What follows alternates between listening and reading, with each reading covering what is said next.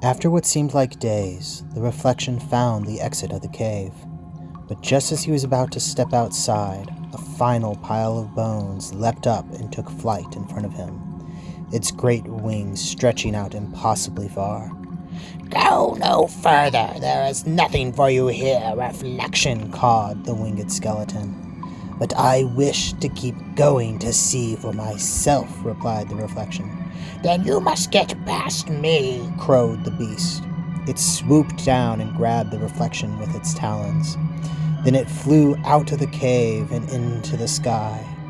The reflection swung his legs back and forth, then suddenly up onto the creature's skull, knocking it away. He then grabbed the wings and glided back down to the ground. Once on the ground, he gathered the bones and the skull and put them in the same bag, and he was off once again.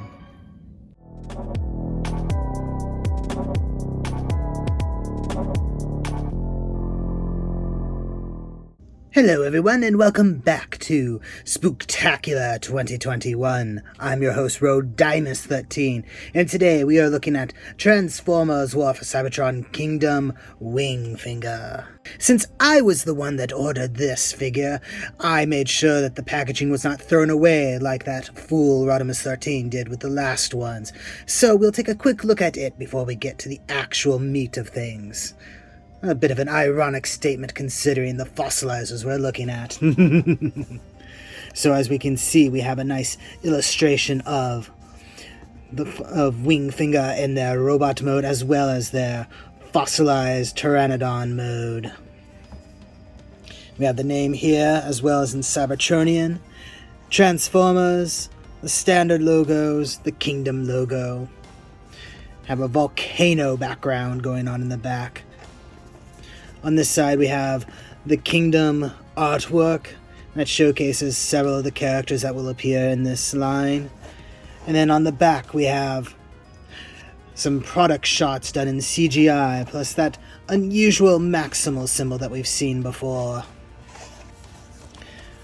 Down here, nothing interesting. Up here, more symbols and the original barcode sticker. Also inside, the tray is done in a golden disc setup, and there is a little card sticker combination. So we have Megatron here, and if you peel away the sticker, you see Galvatron. Very interesting. Enough of that. Let's take a look at the actual figure now. And here he is in his fossilized Pteranodon mode, in sort of a perching position.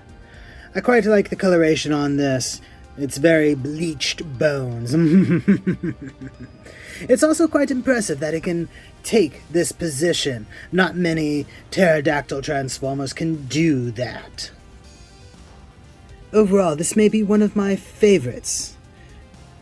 The quick few twist. We can get him into proper flying shape. He has quite the wingspan, even though there's nothing there to really make a full wing. But he just looks so impressive. The proportions are quite nice for a pterodactyl like this. Large head, giant wings, smaller body. It's quite nice. Articulation-wise, you can reposition the legs a little bit, as well as the Pteranodon feet. You can even do flapping motions with the wings. The head is interesting because it is on a slight pseudo ratchet, so after a certain point it clicks down. And if you're trying to open the mouth, you can open it a little bit, but it stays closed until you open it a lot, and then it just swings wide open. So, yes, though that clicking sound is quite satisfying. Let's go ahead and take a look at him compared to the others now. So here's Paleotrex and Ractonite, and then here comes Wingfinger. It's rather interesting seeing them all together like this because Wingfinger just spreads out over them, even though mass-wise, Wingfinger seems to be quite less than the others. Here's also Ironhide. Like the other fossilizers we've seen, Wingfinger does parts forming for its transformation, so let's go ahead and see what that is all about.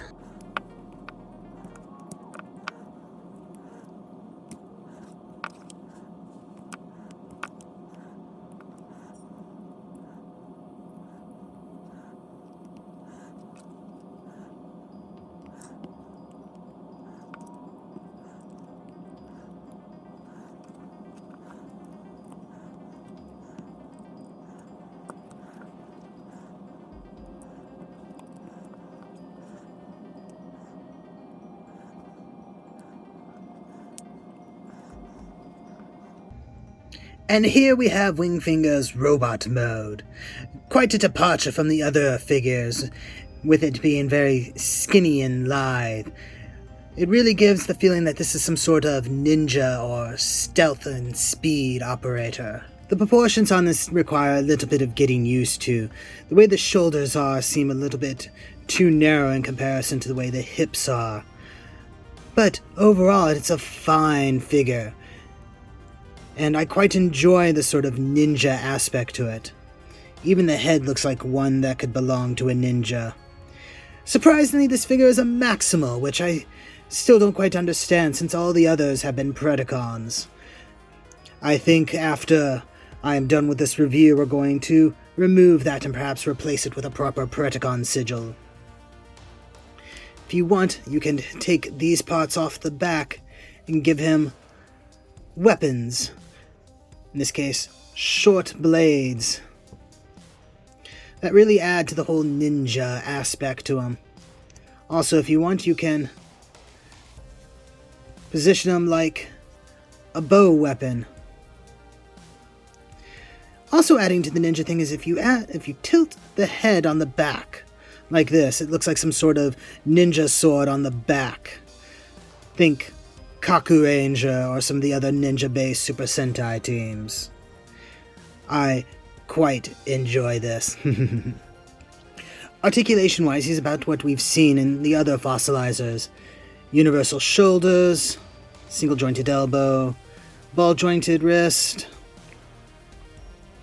a pivoting head with a little bit of up and down movement, upwing and closing mask, a semblance of waist, though it's further up, and then universal hips. You can actually fake a double-jointed knee if you want. And then you have toe pointing. So you can get some decent posing out of this figure, though the way his body is shaped can make some poses look a little bit awkward depending on the angle. But overall, it's very impressive. Let's go ahead and compare him to the other fossilizers now. Here's Paleotrex, Ractonite, and then finally Transmutate. Very interesting seeing all of them together. They make quite the team, which is why that Maximal symbol has to go. And there's Ironhide and a 1144 scale Gundam. He seems to tower over this thing, actually. Now, before I wrap this up, we do have something else for you. As an added bonus, here is their combined form. This is a semi-official combination. There were no instructions, but it is what the designers showed off. There's also no name, so we're going to call it Petrify. I am not going to attempt to handle this thing because it is incredibly unstable. It will fall apart quite easily or fall over. Though maybe I or Rodimus 13 will look to see if they can find a better way to do this. Anyway, thank you very much for watching. Don't forget to like, comment, subscribe, all those fine YouTube manipulations. Check the description below for links to my storefront where you can get official shelf space t-shirts and more. And finally, I will see you the next time you invade my shelf space.